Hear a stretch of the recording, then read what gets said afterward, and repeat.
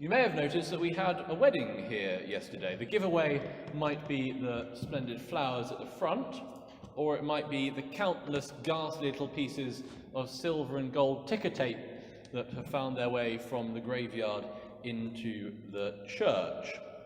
I'm sure that Sean and Marwa are having a lovely honeymoon, and I'm sure that they'll enjoy the enormous cleaning bill that we'll slap on them for their unregulated use of such nonsense outside when they return.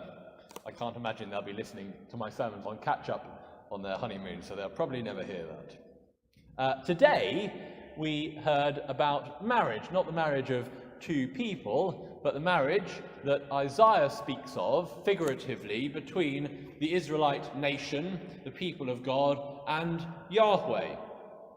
It's a marriage that is prefigured by the covenants that come before it, of God's promises to Adam and to Abraham to be the father of many nations.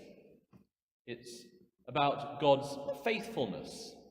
And what we heard today was how God would be faithful even to those who at that time felt barren. We hear that again and again in the scriptures. Sarah, Abraham's wife, Hannah, Elizabeth, all those who considered themselves barren, and yet God blesses with children. A blessing that fits in with that same message that being the parents of great nations is the gift of God to give. You've got to get your mind into the time and the way in which barrenness was understood. It causes shame. It causes disgrace. These are the ways that it's approached. It's a little different for us most of the time. I hardly have anyone ever asking me whether I will be having children. It's become the sort of question that must not be spoken of our age as we become more and more independent and individual. It's the question that society must never ask of its members. But not so everywhere. When I was first beginning my ministry, I was at a college in Cuddeston just outside of Oxford, and I got roped in somehow to run a youth group.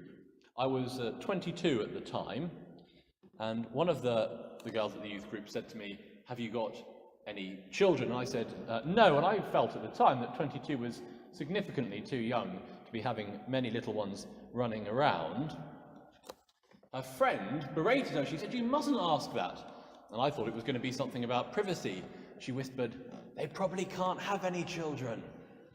Well, I went to Uganda this summer, and there when they asked me whether I was married, and I said I was, and indeed I had been for 8 years, and they asked me how many children I had, and I said none. They said, "Brother Jonathan, you must stay behind after the service. The elders will come and they'll pray for you, and we'll make sure your wife gets pregnant."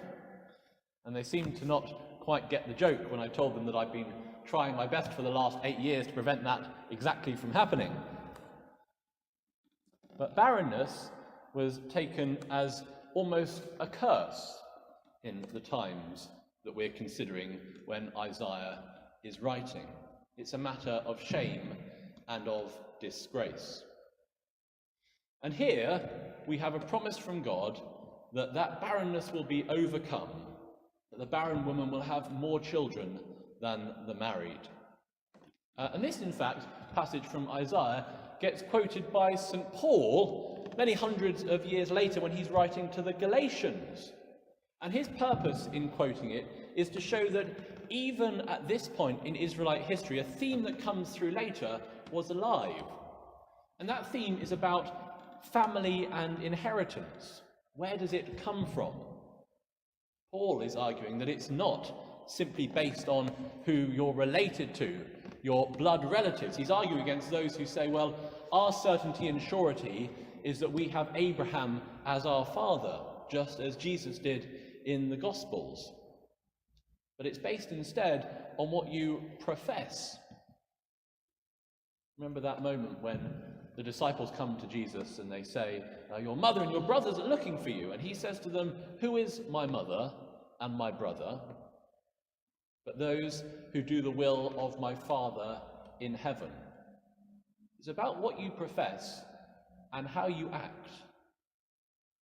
That is what makes family and inheritance. But for the time being, when we consider this passage from Isaiah, you have to be in the mindset of barrenness being an unattractive state. In that setting, the Israelite people, who are at this time in exile, are told to enlarge your tents and put down firm roots. It's an extraordinary suggestion. Here they are living away from their homes, desperately hoping for the restoration of their nation, and the message to them is, start making things bigger. This is not a time of growth and flourishing. This is a time of just scraping on by, just holding together, desperately hoping that the whole nation doesn't dissolve. And yet they're told, stretch out the curtains, that is to say, the fabric of the roof of your tent. Put extra strong pegs in the ground because you're going to need a bigger place.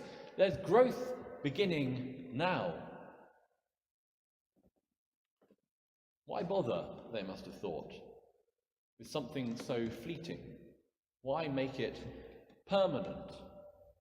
But that's the promise of God's faithfulness to them.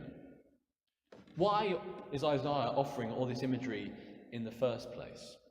Well, the theme is one that picks up on God's marriage to the Israelite people through the covenant at Sinai. And it's a marriage that's been broken and violated. The people have been unfaithful. They've committed adultery, metaphorically, by worshipping other gods. What Isaiah is doing is putting this into terms which the people can understand. It's like when we ask children, well, how would it make you feel if they were the ones who hit you? And you have that sudden light bulb moment sometimes when children kind of realize that other people are actually people as well. And they think, oh, well, of course I wouldn't like that, so why would I do that to them in the first place? And here it's put into a way that the people can understand. You've broken your marriage bonds and vows. How would you feel if your spouse did that to you? This comes at a time, too, when the punishment for adultery is death. But that's not what God metes out upon the nation. Despite their adultery, despite their dishonesty with him, their unfaithfulness, God relents, and more than relents, welcomes Israel home. Nor will Israel even have to carry any shame. Not welcomed back as one who has been unfaithful to be paraded and made to feel bad about it, but the redemption will be total. For those of us who know the sadness of unfaithfulness, for those who have had an unfaithful friend or partner, we can appreciate God's loving example in welcoming us back into full relationship. For those of us who know the shame of being unfaithful, we can appreciate the opportunity for a fresh start with no strings attached. God's promise to his people is that his faithfulness will not run out, even when ours fails. Whatever we do to separate ourselves from God, God is there, not just waiting for us to return, but reaching out and grasping and calling us back, welcoming us to take our place as his children, welcoming us into his kingdom, where we will receive eternal mercy and forgiveness at his hands. Amen.